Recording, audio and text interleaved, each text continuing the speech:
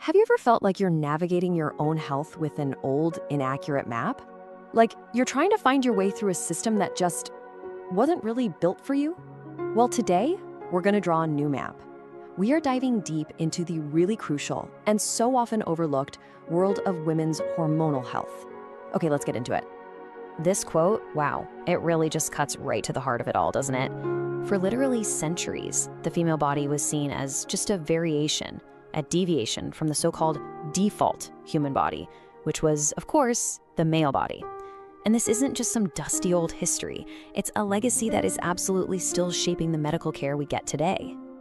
I really want you to keep this question in your mind as we go through this, because finding the answer, well, that's the first real step toward taking back our health and demanding a better, smarter standard of care for ourselves and for all the women who come after us.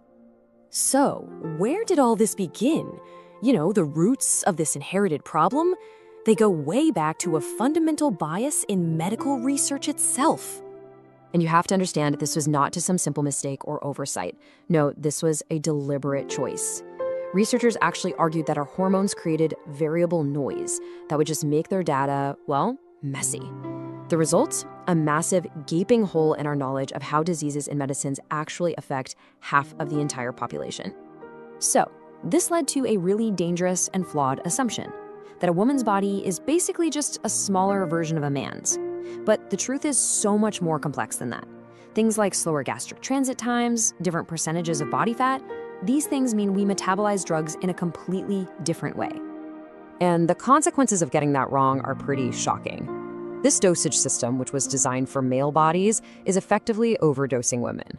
It's led to nearly double the rate of bad reactions for everything from antidepressants to heart medications. And let's be clear, this has nothing to do with us being more sensitive. It's about bad science. Now, let's look at how this systemic bias plays into one of the most dangerous myths in all of women's health.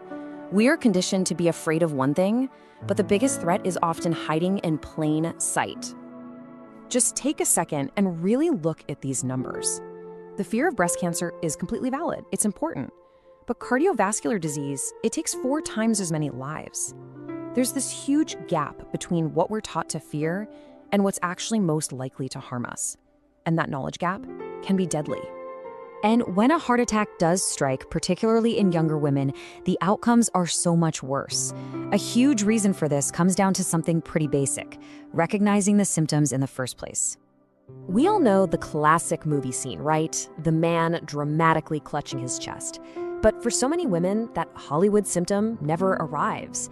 Instead, it might be what doctors call air hunger, this desperate feeling that you just can't get a full breath. Or it could be nausea, pain in your jaw, or just a level of exhaustion you've never felt before. And because these symptoms don't fit the stereotype, they get dismissed as stress or the flu, and that delay costs lives.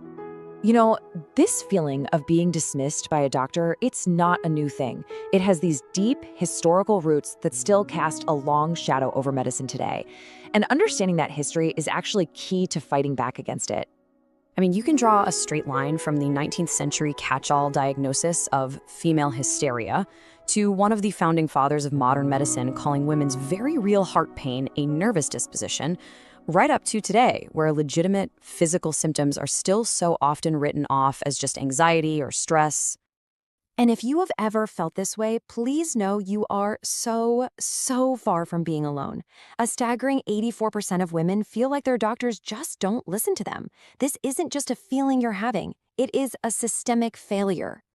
This whole history of dismissal is exactly why understanding our own bodies isn't just nice, it's absolutely essential. So let's pivot from these systemic problems and look at our own biological blueprint. Demystifying our hormones is truly the first step to taking back control. Okay, first up, PCOS. It is incredibly common. We're talking 1 in every 10 women. But what's really shocking is that most of them, 70%, have no idea they have it. And this is a huge issue, especially for women in the South Asian community, where it is particularly common. So, how is it actually diagnosed? Well, doctors use something called the Rotterdam criteria. You just need to have 2 out of these 3 things.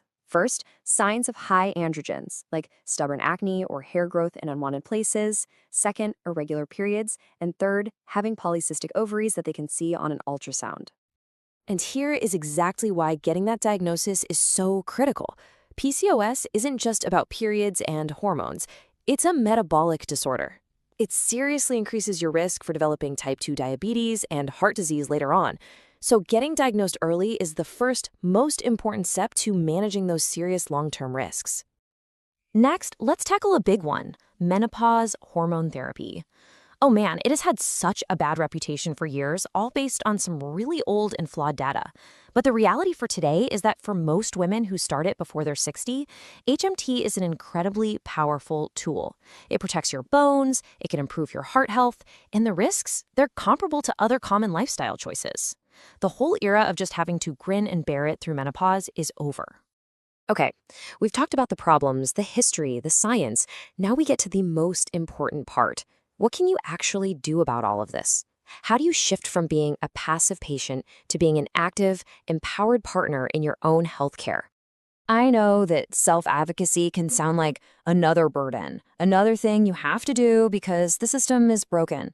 But try to think of it as the most powerful tool you have to actually change that system, one doctor's appointment at a time. It's the bridge that's going to get us all to a better standard of care. So here are 3 real, concrete things you can start doing right now. First, keep a detailed symptom diary. Write down the what, the when, the triggers. Data is power. Second, write down your questions before you go to the doctor. Don't try to remember everything in the moment. And third, go online and find official symptom lists for what you think is going on. When you anchor your personal story in their clinical language, it can totally change the conversation. And that kind of brings us to our final thought. For so long, medicine has been asking, how is the female body different from the male default? It's time to ask a new question, on its own terms. What is the female body trying to tell us? The answer to that question, well, it could change absolutely everything.